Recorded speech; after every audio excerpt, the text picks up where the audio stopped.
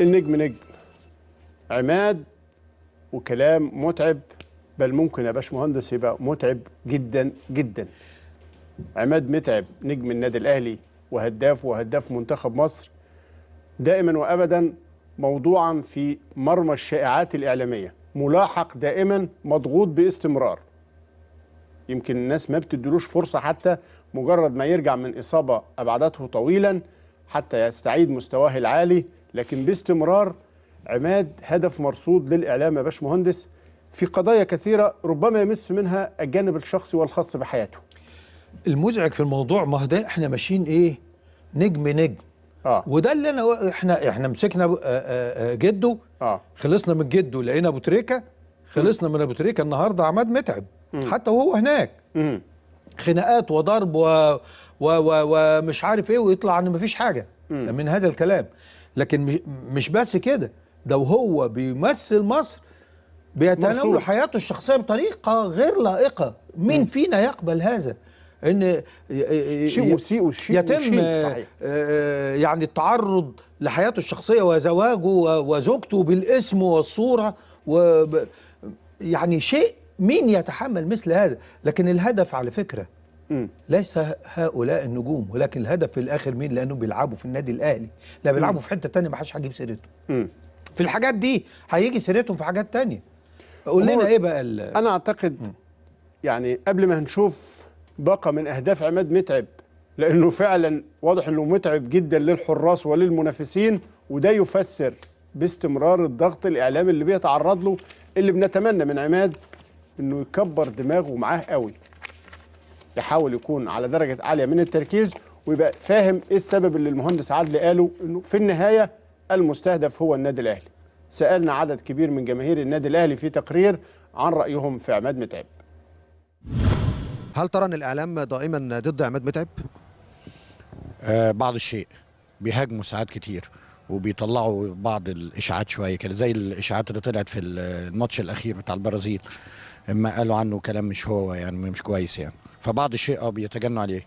لا هو مش قوي، اعلام طبيعي عادي يعني. هو عماد متعب ساعات مستواه بيبقى كويس، الاعلام بيديله حقه، ولما بيبقى هو مستواه ضعيف شويه الاعلام برضو بينقده. شايف ان الاعلام دائما حريص على نرفزه اللاعب وبيخليه يخرج عن النص؟ هي فعلا دي هي حقيقه لانهم بيشوفوا اللاعب ان هو كويس جدا، فعشان هم يكسبوا او يعملوا ايرادات او حاجه كده في اي تلفزيون، فهم فعلا بيحطوا حاجات تضايق اللاعب. بس هو كان لاعب ان هو بيلعب كويس وبيحب جمهوره، فخلاص يعني مفيش اي مشاكل. بعض الاعلام انا بلاحظ دايما ان هو بيصر على نرفزه عماد متعب، ومش عماد متعب وبس، وغير عماد متعب كمان، وكتير من اللعيبه السوبر ستار زي لعيبه في انديه تانية بدون ذكر اسماء. اي سوبر ستار في مكان عماد متعب او لعيب كويس، انا بلاحظ ان في جانب من الاعلام دايما بيصر على نرفزه اللعيب واستفزازه يعني. متعب السنه دي ظهر بشكل كويس، شايف ان هو بقى كويس وعالج العقم التهديفي اللي كان موجود للاهلي قبل كده؟ حقيقة متعب أنا واحد من الناس شايف إن السنة دي مستواه كويس جدا، واتنبأ بمشيئة الله لو فضل على المستوى ده هيدي فرصة للمنتخب المصري، والأهلي هيدي لها أكتر. يعني طبعا هو هداف الفريق، بس برضه مش متعب يعني اللي احنا عارفين، يعني مش مرجعش فورمه عماد متعب اللي هو يعني، بس اكيد احسن من الاول اكيد يعني. كان بقاله كتير قاطع وبعد كده رجع تاني، ابتدى واحده واحده يخش في الفورمه، بس برضه لسه ما وصلش المتعب اللي احنا يعني المتعب اللي هو الهداف يعني. أعتقد بعد كلام الناس مفيش كلام، بس في جوان رائعة جدا عماد متعب حسم بها مباريات وأسعد بها الملايين من الجماهير. مخرجنا شريف جبران حابب يفكر، وهو دي الحقيقة اللي تهمنا في اللاعب بالظبط. سيبوا حياته الشخصية شوية. نشوف عماد متعب وأهدافه وتألقه. هتروح فين ديت؟ راحت جوه الجول، عماد متعب. يا عماد يا متعب، انا قلت مش هيطلعك لانك مش هيلاقي زيك حتى لو انت برجل واحده، مع احترامي للاخرين. ودومونيك يلعب الكوره وعماد متعب يتذكر ايام الخوالي وايام زمان، ويحط هدف جميل في الدقيقه 26. عماد متعب في الدقيقه 26 من زمن الشوط الثاني ينفرد يسار قناه الاهلي. ادي عماد متعب، يا سلام يا ابني، عود احمد يا عماد يا متعب، الله يا عماد يا متعب، استلم استلام جميل، حطها احلى لنفسه وبشماله على شمال رمزي صالح الاول الاهلاوي. قلت لحضراتكم هدف هيغير سير اللقاء. بصوا بقى في الاعاده الدقيقه 18 من الشوط الاول واللقاء بتشهد اول الاهداف لعماد متعب.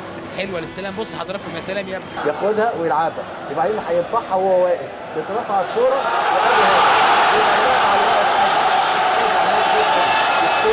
وخير الظن الجميع في الدقيقه كده هو 17 من زمن الشوط الاول. عماد متعب في اول كوره بتتلعب من على خط المرمى يحط هدف جميل جميل في الدقيقه 17 ده من الشوط الثاني. واحد الاهلي لا شيء الحدود في الدقيقه 17. ولما قلت والعكسيه هناك وحلوه لعبد الله، عبد الله من الحته دي بيعمل كور حلوه قوي. الله لسه بقول لحضراتكم وادي عماد متعب. شفتم؟ قلت حاجتين. واحد هيقول لي انت هتقعد بقى تقول لي قلته. النهارده عبد الله هو نجم المباراه الاول، عبد الله السعيد، وخد تمريره حلوه قوي من حسام غالي. وعماد متعب بيرد عليا بيقول لي طبعا انا هتابع الكور. يتابع عماد متعب في الدقيقه 36 يحط وهنشوف هذه الكوره اهو 3 على 2 وادي عماد متعب. هقول هحطها لك فين؟